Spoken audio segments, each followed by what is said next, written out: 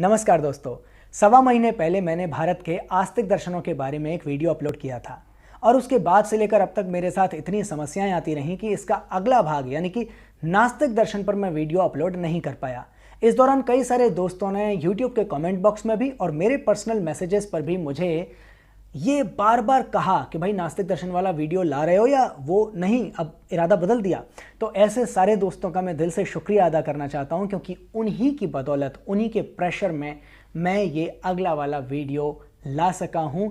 मैं शायद इसे आज भी शूट नहीं कर पाता क्योंकि परिस्थितियां मुझे अभी तक अनुकूल नहीं लग रही थीं, लेकिन थैंक यू दोस्तों, आपने मुझे इंस्पायर किया कि मैं अब जल्द से जल्द इस वीडियो को ले आऊं और आगे के वीडियोस भी मैं जल्दी से जल्दी लाता रहूंगा। इस बात का मैं आपसे वादा करता हूं। तो चलिए अब बात करते हैं भारत के नास्तिक दर्शनों के इतिहास की, और इस क्रम में सबसे पहला दर्शन है जैन दर्शन।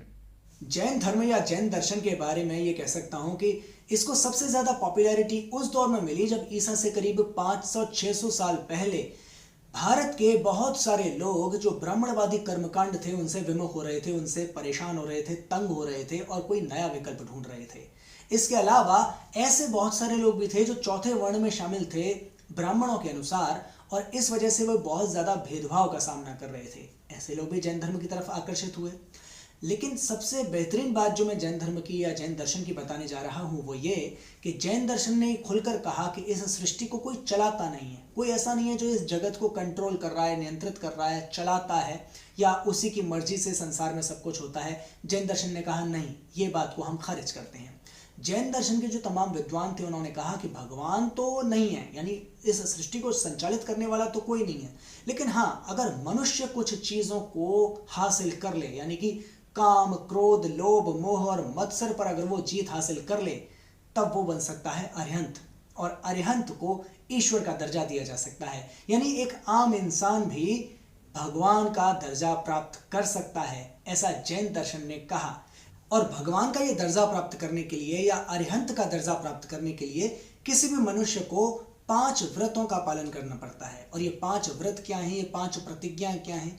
ये 5 व्रत हैं अहिंसा, अपरिग्रह, सत्य, ब्रह्मचर्य और अस्तेय। इन 5 शब्दों के बहुत विस्तृत अर्थ हैं। ये अर्थ आपको हो सकता है बड़े छोटे छोटे से लगते हो, जैसे कि अहिंसा के बारे में आप समझ सकते हो कि अहिंसा का मतलब है कि किसी को मारे नहीं, किसी को काटे नहीं, किसी को जान से न मार दें। लेकिन सिर्फ इतना ही अर्थ नहीं है। जैन दर्शन के मुताबिक अहिंसा का एक बहुत विस्तृत अर्थ ये है कि अपने मन तक में भी किसी के प्रति कुछ भी बुरा न सोचा जाए। यहाँ तक कि अगर आपने मन में किसी के प्रति किसी भी किस्म का दुराग्रह भी पाल लिया, किसी भी प्रकार से किसी को, सामने वाले को कुछ कष्ट, आपने मानसिक कष्ट भी दे दिया, तो ये भी हिंसा कहलाएगी जैन दर्शन के अनुसार। जैन दर्शन 3 सिद्धांतों पर मूल रूप से टिका होता है। पहला सिद्धांत अहिंसा का है, जिसके बारे में मैंने अभी बता ही दिया। दूसरा सिद्धांत है कर्म का, और कर्म का सिद्धांत कहता है कि जो कुछ भी हम पाते हैं वो किसी भगवान की कृपा से नहीं पाते हैं, किसी लिखी लिखाई विधि के अनुसार नहीं पाते हैं, बल्कि हम पाते हैं अपने कर्मों के अनुसार। जैसा कर्म करेंगे उसी के अनुसार हमको फल मिलेगा। ये कर्म का सिद्धांत है जैन दर्शन का। और तीसरा सिद्धांत है अनेकांतवाद का, या फिर जिसे स्याद्वाद भी कहते हैं। इसका मतलब यह है कि इस दुनिया में जो आम लोग होते हैं वे कभी भी सत्य को पूरी तरह से समझ नहीं सकते। क्यों नहीं समझ सकते? क्योंकि हर इंसान की अपनी एक सीमित नज़र होती है, एक सीमित ज्ञान होता है उसका। इस पर एक बड़ी प्रचलित कहानी भी है, जो एक हाथी था और हाथी को अलग अलग लोग जो नेत्रहीन थे अलग अलग एंगल से छूकर, पकड़कर समझने की कोशिश कर रहे थे। तो जिसने हाथी का कान पकड़ लिया उसे लगा कि हाथी तो पंखे जैसा होता है, जिसने हाथी का पैर पकड़ लिया उसे लगा कि हाथी तो पेड़ के तने जैसा होता है। मतलब अलग अलग लोगों को हाथी अलग अलग तरह का लग रहा था। लेकिन जिसको संपूर्ण ज्ञान हासिल हो जाए वो अरिहंत होता है, वो जिन होता है, वो भगवान कहलाता है। और जैन दर्शन के अनुसार ऐसे 24 भगवान या ऐसे 24 जिन या ऐसे 24 जो है तीर्थंकर हैं जिनकी वे लोग पूजा करते हैं। इनमें सबसे पहले बताए जाते हैं ऋषभदेव, और सबसे अंतिम बताए जाते हैं भगवान महावीर, जो कि ईसा से करीब 500-600 साल पहले का जिनका जीवन बताया जाता है। भारत के नास्तिक दर्शनों के बारे में बात करते हुए अब चर्चा करूंगा बौद्ध दर्शन की। बौद्ध यानी कि वे जो बुद्ध के अनुयायी हों। और बुद्ध कौन है? बुद्ध हैं राजकुमार सिद्धार्थ को माना जाता है बुद्ध, जो ईसा पूर्व 6वीं शताब्दी में पैदा हुए थे। आमतौर पर तो यही प्रचलित बात है। हालांकि बौद्ध दर्शन के तमाम जानकार अलग अलग किस्म से बुद्ध की व्याख्या करते हैं और बताते हैं कि बहुत सारे लोग इस दुनिया में बुद्ध होते हैं। तो खैर, हम इस समय इस बात पर नहीं जा रहे, क्योंकि हम तो बुद्ध के दर्शन पर बात करने जा रहे हैं, बौद्ध दर्शन पर बात करने जा रहे हैं। वैसे बौद्ध दर्शन को अगर आपको काव्यात्मक तरीके से सुनना समझना है तो आप हरिवंश राय बच्चन की कविता बुद्ध और नाचकर सुन लीजिए, अगर आप बौद्ध दर्शन के बारे में कुछ नहीं जानते हैं तो। छोटी सी कविता है, बहुत लंबी नहीं है। मैं उसका लिंक, यूट्यूब का लिंक यहाँ डिस्क्रिप्शन बॉक्स में दे रहा हूँ।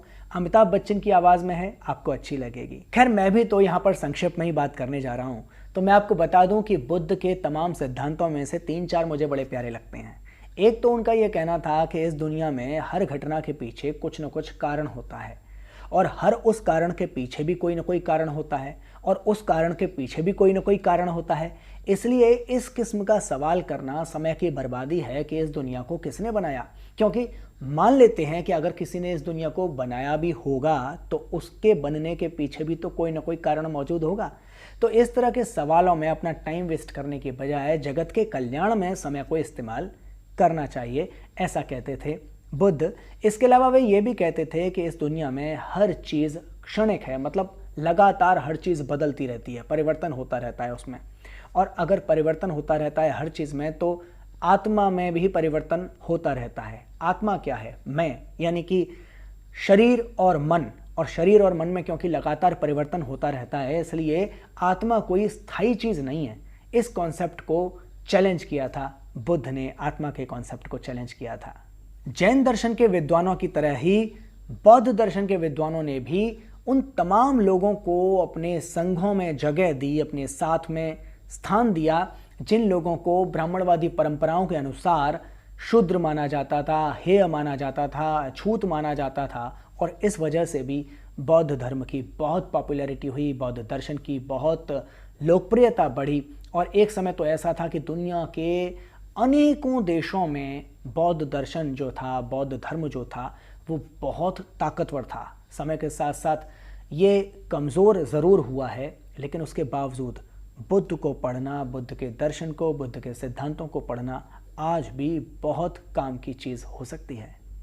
पहले मुझे लगता था कि जिन तमाम ऋषि मुनियों के चित्र हमने अपनी तमाम किताबों में अब तक देखे हैं, वे सारे ऋषि मुनि जो भगवा धारण करते थे, जिनके गले में कंठी मालाएँ होती थीं, जिन्होंने लंबी लंबी जटाएं बनाई हुई होती थीं, जिनकी लंबी लंबी दाढ़ी होती थी, वे निश्चित तौर पर ईश्वर के उपासक रहे होंगे, निश्चित तौर पर वे भाववादी लोग रहे होंगे, और निश्चित तौर पर वे ईश्वर के धर्म के प्रसार में लगे रहते होंगे। लेकिन मेरा ये मानना जो है ये पूरी तरह से सही नहीं है, ऐसा मुझे बाद में पता चला। क्योंकि इस तरह की वेशभूषा वाले तमाम जो ऋषि मुनि हुए हमारे भारत भूमि में जो हुए, उनमें से बहुत सारे ऐसे थे जो धर्म नहीं मानते थे, जो ईश्वर को नहीं मानते थे। और ऐसे ही एक ऋषि थे जिनको कहते हैं गुरु बृहस्पति। इनका जिक्र कई बार रामायण में भी आता है। ये चारवाक परंपरा की शुरुआत करने वाले ऋषि माने जाते हैं। अब ये चारवाक परंपरा क्या है?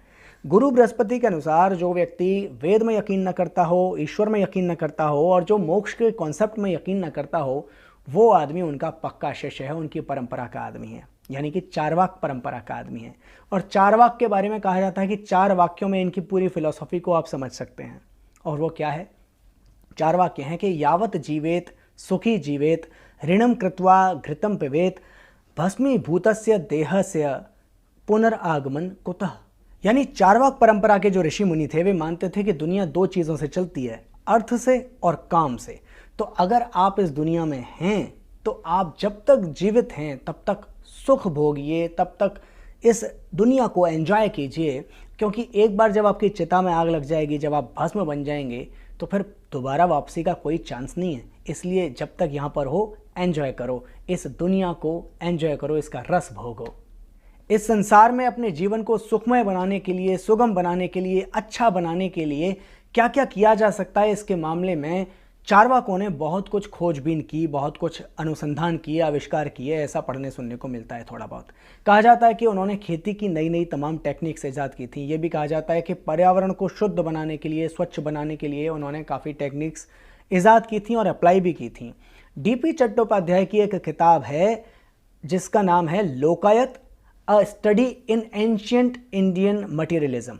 तो इसको पढ़ने पर काफ़ी कुछ पता चलता है इनके बारे में, चारवाकों के बारे में, जिन्हें लोकायत भी कहा जाता है। तो इस किताब को आप पढ़ सकते हैं, इसका लिंक भी मैं आपको नीचे दे रहा हूं, जिससे आपको इसके बारे में भी कुछ जानकारी हासिल हो सके। जैन और बौद्ध दर्शन, जैन और बौद्ध धर्म जब अपनी लोकप्रियता के चरम पर थे, तो उस दौर में एक और दर्शन भी पॉपुलर हुआ और उसका नाम है आजीवक दर्शन। आजीवक दर्शन के प्रवर्तक माने जाते हैं मक्काली घोषाल।